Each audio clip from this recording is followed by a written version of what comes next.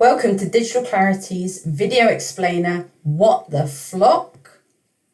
Hello, I'm Rachel Mepham from Digital Clarity. Today we're going to try and break down some simple versions of some confusing terms. We're going to be talking about flocks, cookies, the difference between first and third party cookies, tracking, what that means for you, and why B2B have it even harder. You're going to have loads of questions, I'm sure. So let's get started. What is a cookie? So a cookie is a file which captures information about you and your online preferences. And it sits on the browser which you're actually using. So on your computer, you'll be using a variety of different browsers. Today, we're mainly talking about Google Chrome. It's one of the most vastly used browsers, and there's some news which you may or may not have heard.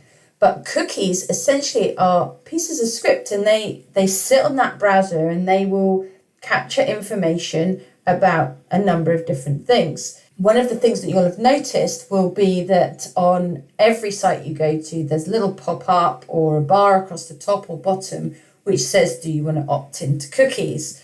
Now, many of you may or may not know what that actually means. So I wanted to give an example here.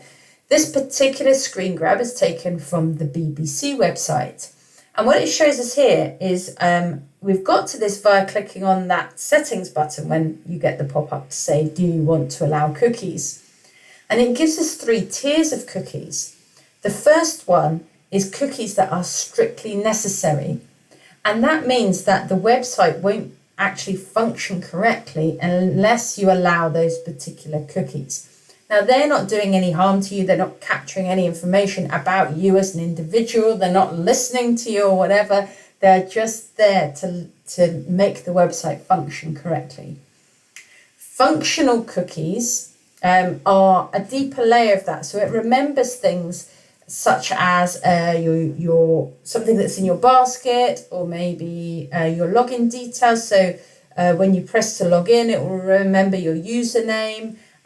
So those types of cookies allow you to have a better user experience throughout the site, and it makes it easier for you to utilize that site for what your personal needs are.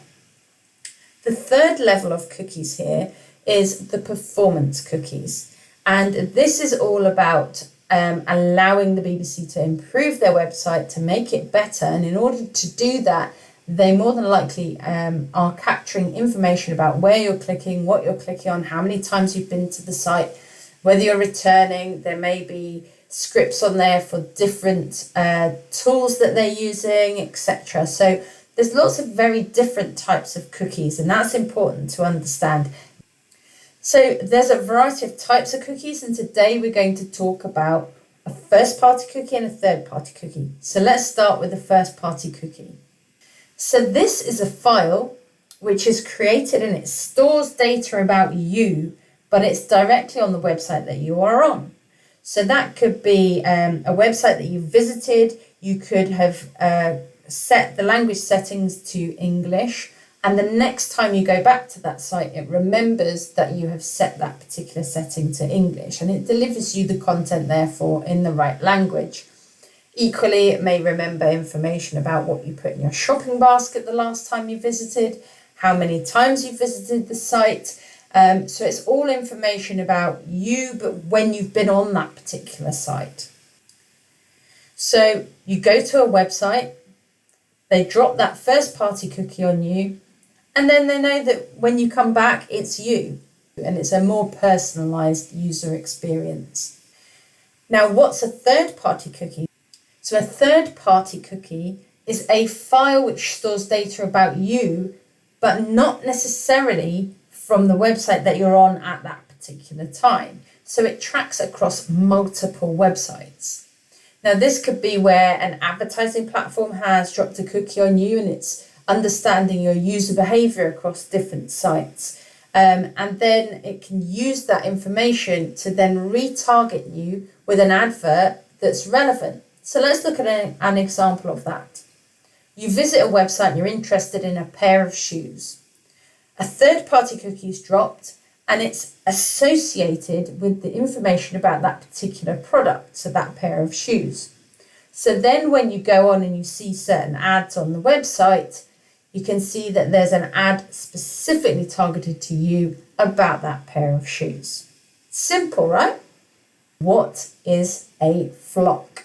There's loads of information out there. It's quite confusing. I wanted to try and break it down and really get my head around this a bit more clearly. I'm not a tech head. I am a marketeer. So I'm all about strategy and I'm about how to get the right messages to the right people.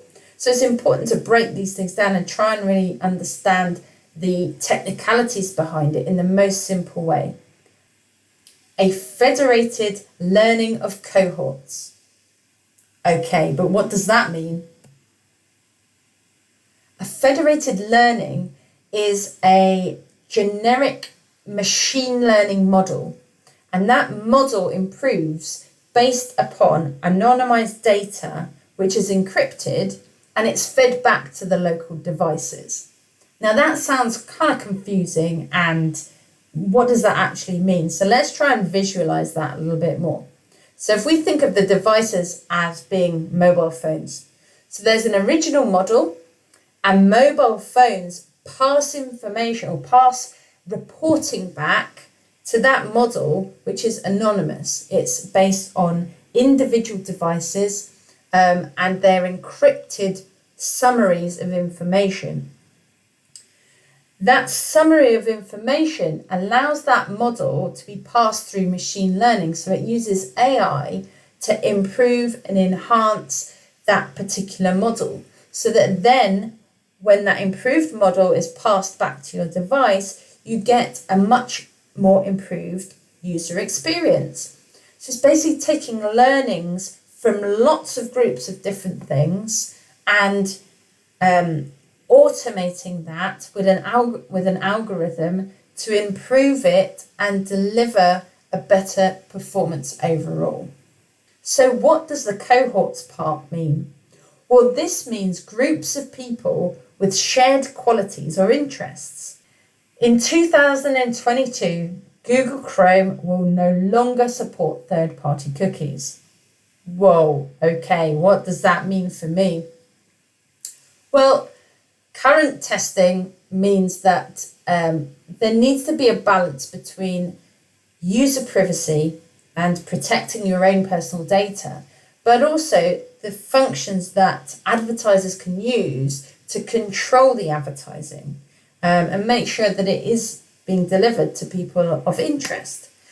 So in simple terms, ads could be run based on local, anonymized, predicted behavior of groups of people with shared interests, the cohorts. In simpler terms, Google will show you ads based on what they think you're interested in. Let's look at an example to try and get our heads around this a little bit more. Let's take Netflix. So, person A has a number of different movies that they are interested in. So let's say an action movie, right? Person B has then watched 6 different movies, all action movies, and some of those are the same. So they're not identical, but they're very similar. And therefore, the 9th movie is one based on the algorithms that is predicted to be liked by both those users.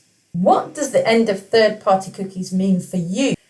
Well, there's still loads of unknowns, and there's lots of different theories and lots of different testing going out at the moment. But there is one thing that is clear. You need to be nurturing and understanding your customers. Now, if you're B2B, that may be easier said than done. B2Cs have loads of data available. They've got customer purchase data. You go on the website as a user, you buy a product, there's information captured about that. The B2C can then understand what types of products you're looking at, what you're interested in, and that's all from first-party data. It's the data from you on their website that you're sharing with them. B2Cs can easily incentivize you to capture your data. An email with a discount, a potential discount if I go back to the site and fill in a survey. So it's much easier in a way for a B2C to capture data, incentivize data, and then use that data to better improve how they're understanding their user behavior, their audience behavior. However, how can B2Bs understand their clients better without third-party cookies to help them to reach the right customers? Here's some ideas, let's run through them. The first one, where possible, and it's not going to be right for everyone, but where possible, if you can get a user to sign up or log in so they've got a profile, then that's a first-party data way of capturing information about them. They're sharing certain details with you, their name, their email, maybe the company they work for, maybe a little bit of detail about what they're even interested in. Account-based marketing, or ABM. This is really talking about matching the marketing team's strategies and the sales team's strategies and data that both of them have in order to better understand your customer profiles. And once you understand those, you can then enhance your marketing to be more effective. SEO and PPC. Now, people are always going to be actively looking for things that they want, whether it's a product or a service. So really, SEO and PPC shouldn't be hugely impacted by this because people are still looking for your products and services when they go to the likes of Google or Microsoft or any other platform to try and find what they're looking for. So as long as you're appearing in front of the right ones for the right search terms and the right queries with the right ad, you should find the right people. Google user interests. So display advertising to anonymous users who are grouped based on shared interests, the flocks. Inbound marketing, so creating content that's solving problems, answering questions, being useful content rather than just content for content's sake. And what that does is that builds trust, that builds knowledge, that enables you to position your brand as a thought leader so that when people are making decisions, they think of you first. They come back to you, they trust you. LinkedIn ads.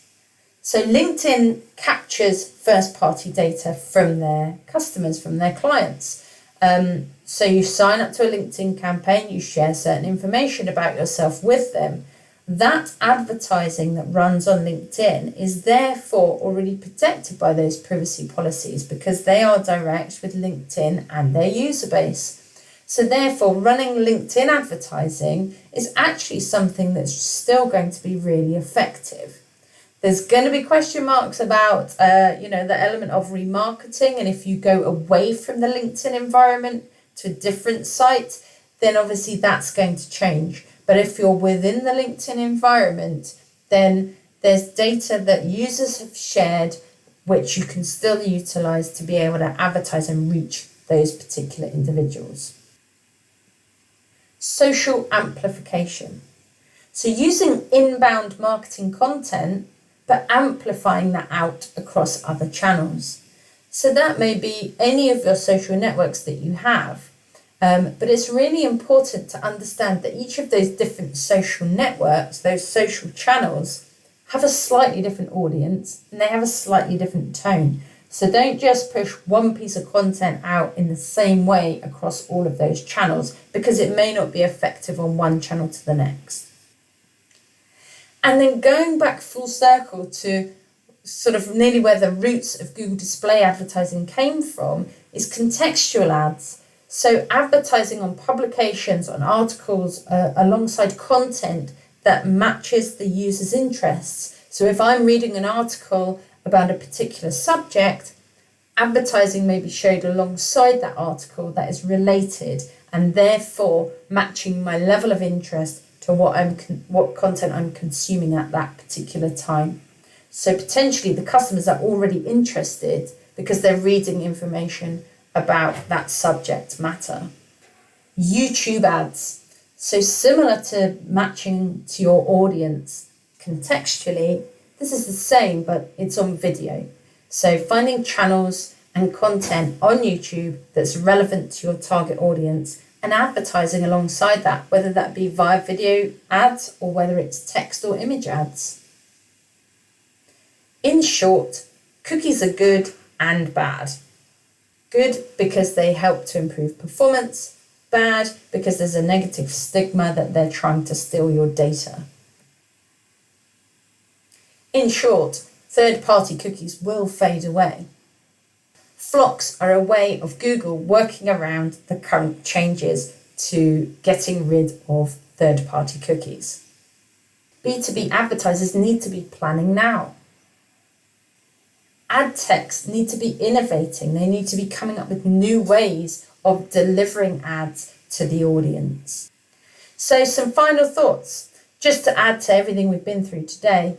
There's also recent news and articles out there about Amazon not allowing flocks. So how will that potentially impact Google? That's a whole other discussion that we may bring up in another video.